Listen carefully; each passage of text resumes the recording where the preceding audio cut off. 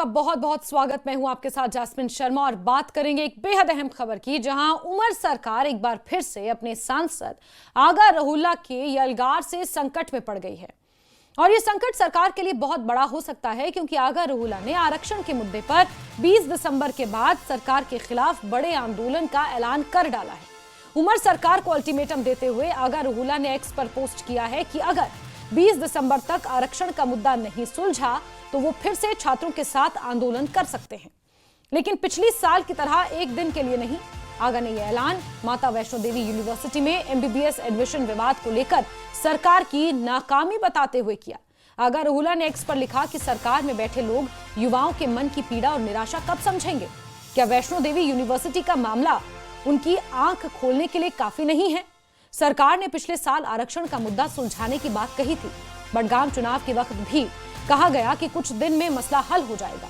अब 20 दिसंबर तक मुद्दा हल नहीं हुआ तो फिर से छात्रों के साथ आंदोलन पर बैठेंगे, ऐसा आगा रहुल्ला ने एक बार फिर से अल्टीमेटम सरकार को दिया है।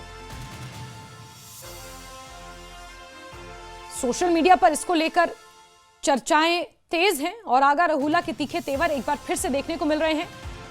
ये कड़ा रुख आगा रहुल्ला ने जताया है एक बार फिर से आरक्षण के मुद्दे पर, और ये मुद्दा एक बार फिर से तूल पकड़ता हुआ नजर आ रहा है। आरक्षण नीति को लेकर प्रदेश में ये जो शोर मचा है ये अब थमने का नाम नहीं ले रहा है। आगा सईद रुल्ला मेहदी ने फिर से एक कड़ा तेवर दिखाते हुए सरकार पर ये इल्जाम लगाया है कि आरक्षण के मसले को लेकर उसकी बेरुखी और उदासीनता युवाओं को निराशा और मायूसी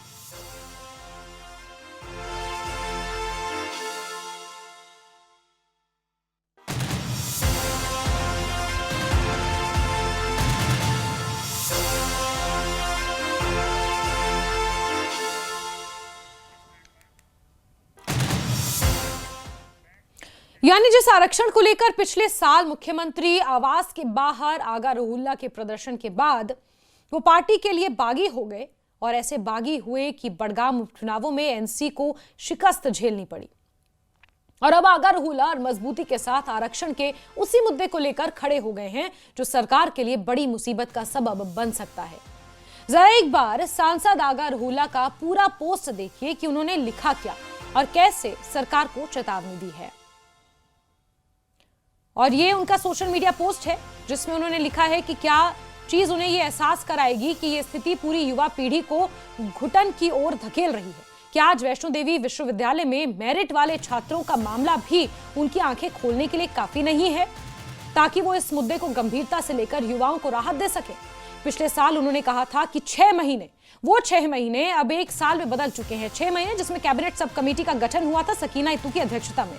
कुछ हफ्ते पहले बड़गाम विधानसभा चुनाव से ठीक पहले उन्होंने कहा था कि कुछ ही दिन बिना ये बताए कि मसला हल हुआ है या नहीं, अब वो कुछ दिन 1 महीने से ज्यादा हो चुके हैं। ये तमाम आरोप सांसद आगा रहुल्ला ने एक बार फिर से सोशल मीडिया के माध्यम से लगाए हैं और इस बार कड़ा एतराज जताया है और कहा कि ये एक बार फिर से चिंगारी भड़क उठी है और इसमें आगा रहुल्ला एक अहम भूमिका अदा कर रहे हैं। एक बार फिर से उनकी पोस्ट ने इस चिंगारी को भड़काया है और 20 दिसंबर तक का अल्टीमेटम है। ये चिंगारी आग का रूप ले सकती है, जैसे पिछले साल 24 दिसंबर को गुपकार स्थित मुख्यमंत्री आवास के ठीक बाहर विरोध प्रदर्शन हुआ था, जिसमें तमाम विपक्षी पार्टियों के साथ नेशनल कॉन्फ्रेंस के ही सांसद आंदोलन में उतर आए थे और तब से नेशनल कॉन्फ्रेंस के लिए वो बागी कहलाए जाने लगे।